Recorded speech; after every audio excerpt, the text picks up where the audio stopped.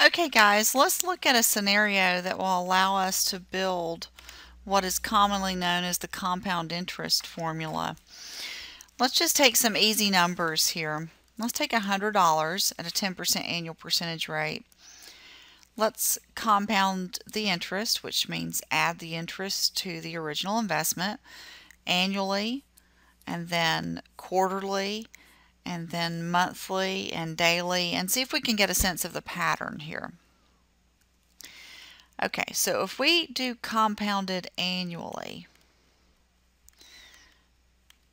this means that we'll add the interest once per year. Okay, so what I'm going to refer to is how often we compound the interest, that the interest rate will be referred to as the interest per period. Okay, and in this case, since we're compounding annually, the interest per period is 10%. So the way we handle the amount in 1 year is to take the $100 investment and add 10% of that investment,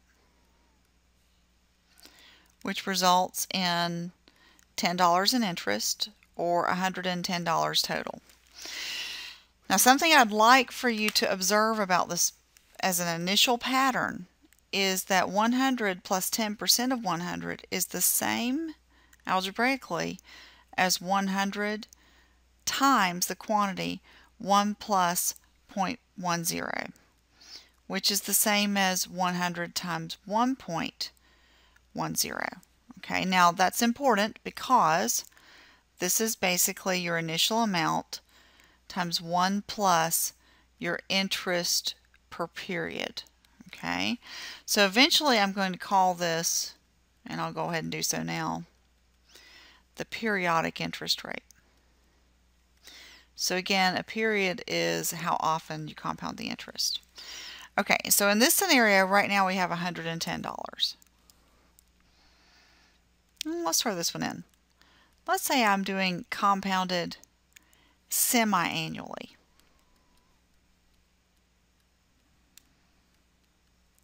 Okay, then my periodic interest rate, or interest per period,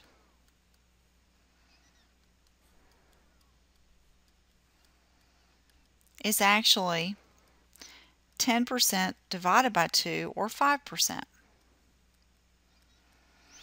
Okay, so the amount I have in 1 year is broken into 2 segments. And the part about compound interest that's different than simple interest is that you're earning interest upon interest. So let's say we're in the first 6 months, first half of the year.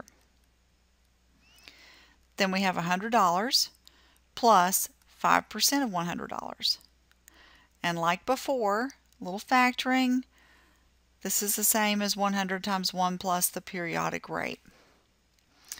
In the second 6 months, we're basically taking the amount we have in our account and we're multiplying again by 1 plus the rate, because that will again add the periodic percentage, which is 5%, back to this particular investment.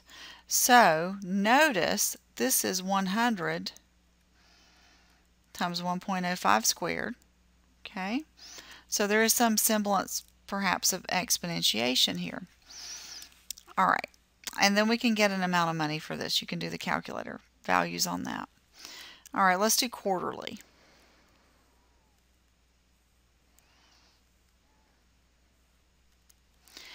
If I compound quarterly, then that's 4 times per year.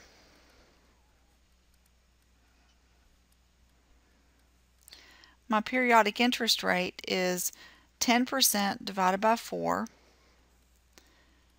or 5% divided by 2, or 2.5. And if 2.5% is our quarterly interest rate, then what we're going to look at over the course of 1 year is what happens per quarter. In the first quarter, we have 100 times 1 plus the rate. So that's 100 times 1 plus 0.025.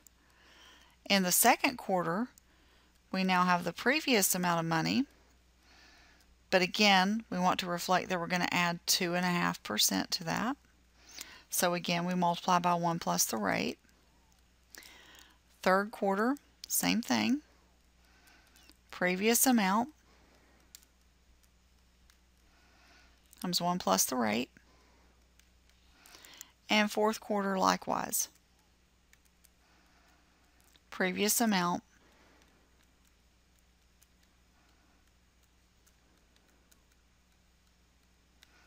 times 1 plus the rate. Okay, so now notice the commonality here. This was the first quarter's money. This is the second quarter's amount of money right here and here. And then finally, this is the third quarter's. And then lastly, of course, this is the fourth quarter's. Okay, so what you notice is that you're repeatedly multiplying by the same value, which is exponentiation. Repeatedly multiplying by 1 plus the rate is exponentiation. Okay, and the base here is 1.025. All right, this at least gives us a sense of the formula we need. So let's talk about the formula. So we can see that every time we increase how often we compound the interest, we earn more interest upon interest. We could actually calculate those numbers if we wanted to. But the general formula then is based upon the following. The amount you have after t years is given by some initial amount times 1 plus the periodic rate raised to an exponent that is the number of periods. Now let's pause for a second and think about this. For example, right here, had I carried this out for 2 years, I would have 4 more times of multiplying by 1.025, and therefore my exponent would be 8, which is equivalent to 4 times 2. So your formula is your initial amount times 1 plus your annual percentage rate as a decimal divided by the number of compoundings per year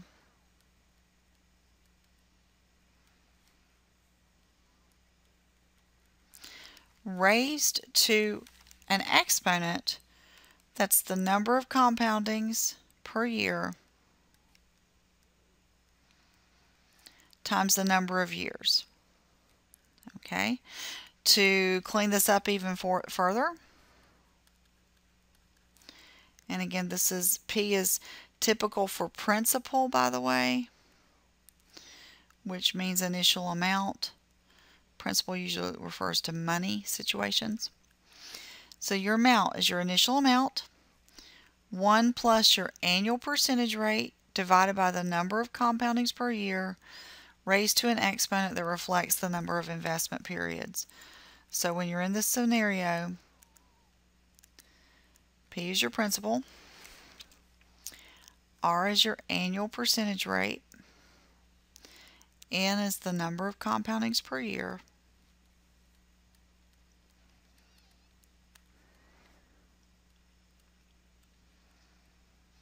and T is the number of years. Okay, and once you understand the formula, then it's actually pretty straightforward to use. So again, it's important that you know your annual percentage rate, which sometimes is referred to as the rate per annum. Sometimes the nominal rate. And then how often you intend to compound the interest over the course of a year. Okay?